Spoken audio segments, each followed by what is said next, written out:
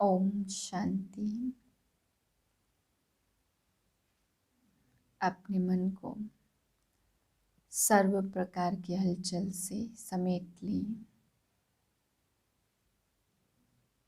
अपना सारा ध्यान प्रकृति के मध्य स्थित कर लें। मैं आत्मा संगम युगी ब्राह्मण हूँ, श्रेष्ठ पुरुषार्थी हूँ। परमात्मा बाप के कर्तव्य में मददगार आत्मा हूँ।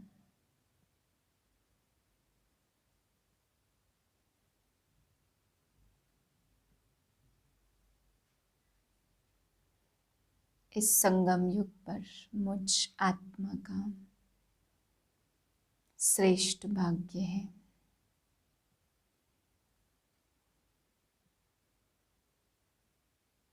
अपने इसी भाग्य की स्मृति में आज के महावाक्य सुनते हैं। 8/12/2021 के महावाक्य हैं।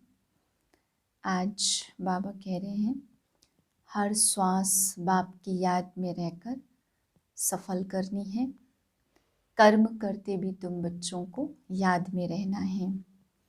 बाबा कहते, बच्चे तुम्हारा यह अंतिम मनुष्य का जन्म है, यह बहुत ही वैल्यूबल है। इसका मूल्य कोई भी नहीं कर सकता। यह जन्म तुम बच्चों को सारे कल्प में दोबारा प्राप्त नहीं हो सकता। फिर बाबा समझाते, भारत ही हेवन से हेल एकदम ऊंचे से नीचा बनता है। बाकी सब देश बाबा कहते हैं एकदम ऊंचे और एकदम नीचे नहीं जाते। भारत ही सबसे ऊंचा और भारत ही सबसे नीच बनता है। बच्चों का ख्याल चलना चाहिए कि सर्विस कैसे बढ़ाएं।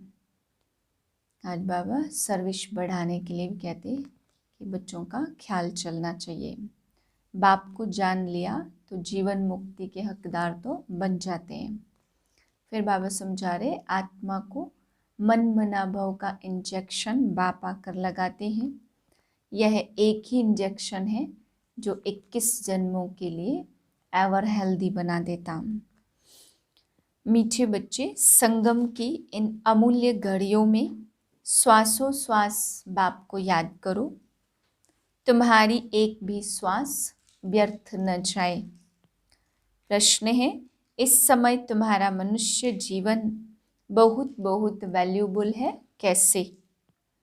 उत्तर है, इस जीवन में तुम बाप के बच्चे बन बाप से पूरा वर्षा लेते हो। इसी मनुष्य तन में पुरुषार्थ कर तुम कौड़ी से हीरे जैसा बनते, बेगर से प्रिंस, इन साल्वेंट से 100% साल्वेंट बनते हो। इसलिए तुम्हें इस समय को व्यर्थ नहीं गंवाना है। हर श्वास बाप की याद में रहकर सफल करनी है। कर्म करते भी याद में रहना है। गीत है, यह वक्त जा रहा है, करना है जो कर ले। ओम शांति। यह जो इस समय मनुष्य का जीवन है, इनको अमूल्य कहा जाता। बच्चे भी समझते और बाप भी समझाते कि यह तुम्हारा अंतिम मनुष्य का जन्म है। यह बहुत वैल्यूबल है, इसका मूल्य कोई भी कर नहीं सकता। वैसे यह टाइम भी बहुत वैल्यूबल है। तुम बच्चे जानते हो, अब कौड़ी से हीरे जैसा व बेगर से प्रिंस, इन साल्वेंट से 100% साल्वेंट बन रहे हैं। यह तुम्हारा मनुष्य तन बहुत वैल्यूबल है, जबकि बाप के बच्चे बने हो, और मनुष्यों का वैल्यूबल नहीं है। तुम बच्चों को इस समय अपना श्वास व्यर्थ नहीं गंवाना चाहिए। कैसे सफल करना चाहिए, सो तो बाप समझाते हैं। श्वासों श्वास याद करो बाप को। मनुष्य भक्ति मार्ग में तो अनेक प्रकार के सिमरन करते हैं, वह है अनेकों की व्यभिचारी याद। तुम बच्चे एक के सिवाय और किसी को याद नहीं करते हो, समझते हो हमारा श्वास व्यर्थ न जाए। श्वासोश्वास कोशिश कर बाबा को याद करना है, ऐसे डायरेक्शन मिलते हैं। इसमें कोई जाप आदि नहीं करना है, हमारा स्वधर्म ही है आवाज से परे रहना। इस शरीर द्वारा हम पार्ट बजाते हैं। आत्मा असुल शांति धाम की रहने वाली है। यह भी हमारे सिवाय कोई कह न सके कि हम असुल शांति धाम के रहने वाले हैं। कोई पूछे तुम कहाँ के रहने वाले हो, तो तुम कहेंगे हम आत्मा तो शांति धाम की रहने वाली है। बाकी यहाँ के लिए पूछते हो तो यहाँ हम फलानी जगह रहने वाले हैं।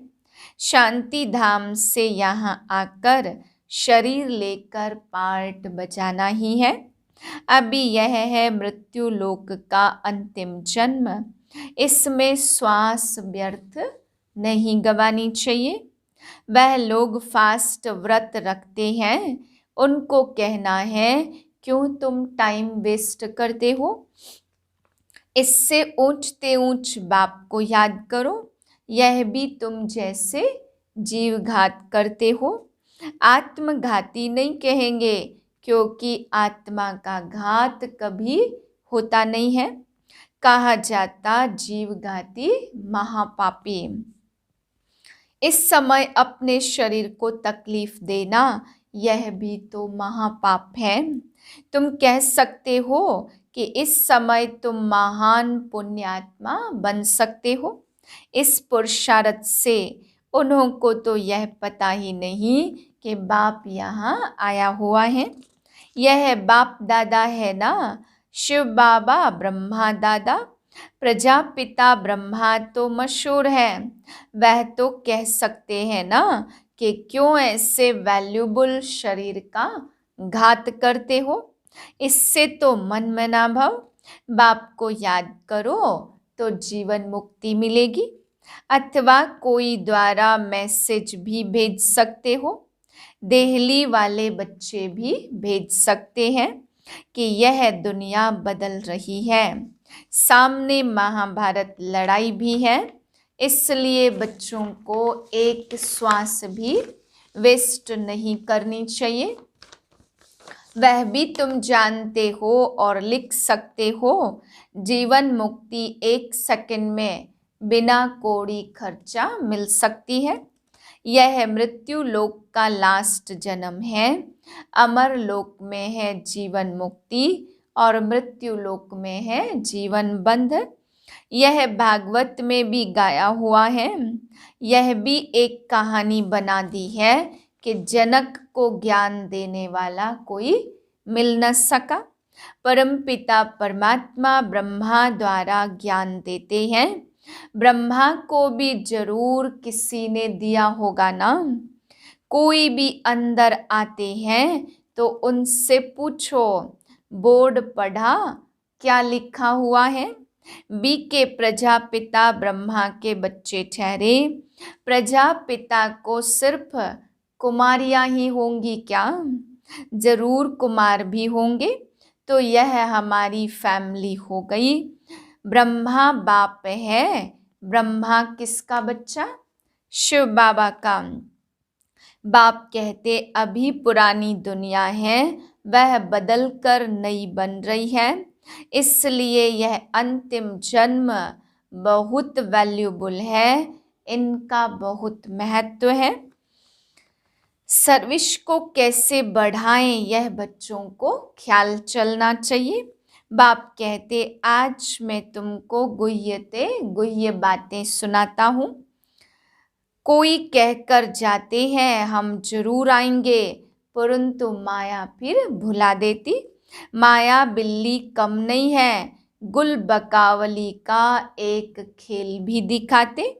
यह भी मिसाल तुम्हारे लिए है। यहाँ तुम आए हो माया पर जीत पहन जगत जीत बनने। माया पर जीत पाने के लिए, परंतु माया बिल्ली पासा फिरा देती।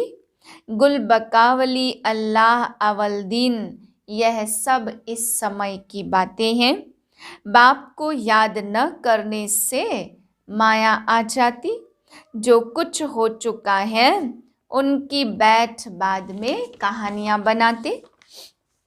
जो कुछ हुआ उसका ड्रामा बनाते। कंस वध, अमृत मंथन, किस्म किस्म के खेल दिखाते। वह बेचारे यह नहीं जानते कि यह बेहद का ड्रामा है। तुम जानते हो यह अनादि अविनाशी ड्रामा है। मनुष्य तो कुछ भी नहीं जानते कि यह ड्रामा कितने वर्ष का है। बल कहते हिस्ट्री रिपीट होती है, परंतु समझते नहीं हैं। बाप किस्म किस्म के राज समझाते हैं कि बुद्धि में बैठे कि हमारा यह अंतिम जन्म बड़ा वैल्यूबल है। बाप कहते हैं यह लक्ष्मी नारायण कहाँ गए, वह थोड़े समझते कि इस समय यह पतित दुनिया में है। बाबा को बच्चों पर रहम पड़ता कि बच्चे अपने बाप को जान लेवे। मालूम तो पड़ता है ना, बीके वृद्धि को पाते रहेंगे। एक दिन यह भी आएगा जो फेरा पहनते रहेंगे। तुम्हारी प्रदर्शनी में सब आएंगे। बाबा ओपिनियन की भी किताब छपाते, वह भी काम में आएगी, बहुतों को भेज देनी पड़ेगी। बच्चे जो सर्विसेबल हैं उनको सारा दिन ख्यालात रखने पड़ते।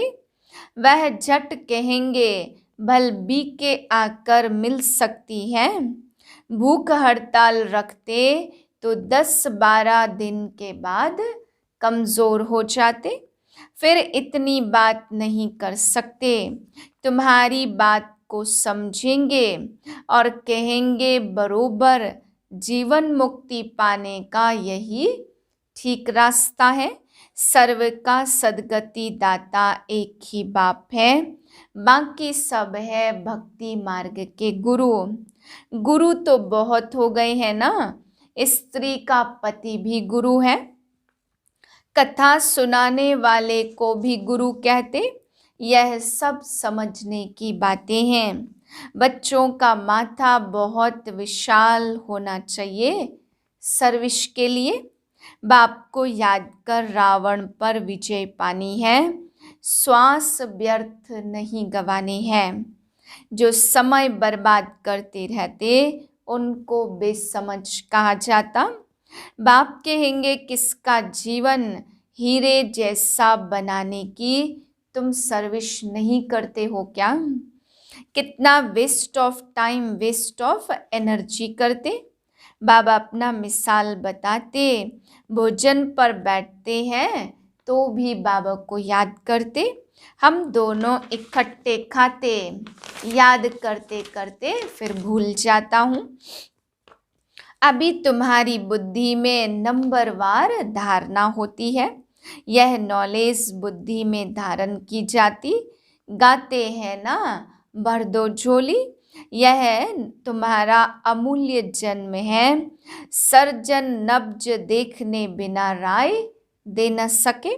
हर एक का सरकमटांस देखकर फिर राय दी जाती। यह है अविनाशी सर्जन। हर आत्मा को मन मना भाव का इंजेक्शन लगाते। बाप कहते इस रथ में बैठ मैं नॉलेज देता हूँ, नहीं तो कैसे दूंगा।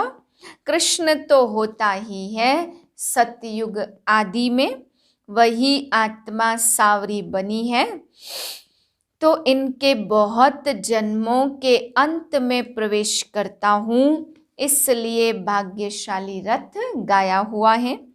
अच्छा, मीठे मीठे से किलधे बच्चों प्रति माता पिता बाप दादा का याद प्यार गुड मॉर्निंग।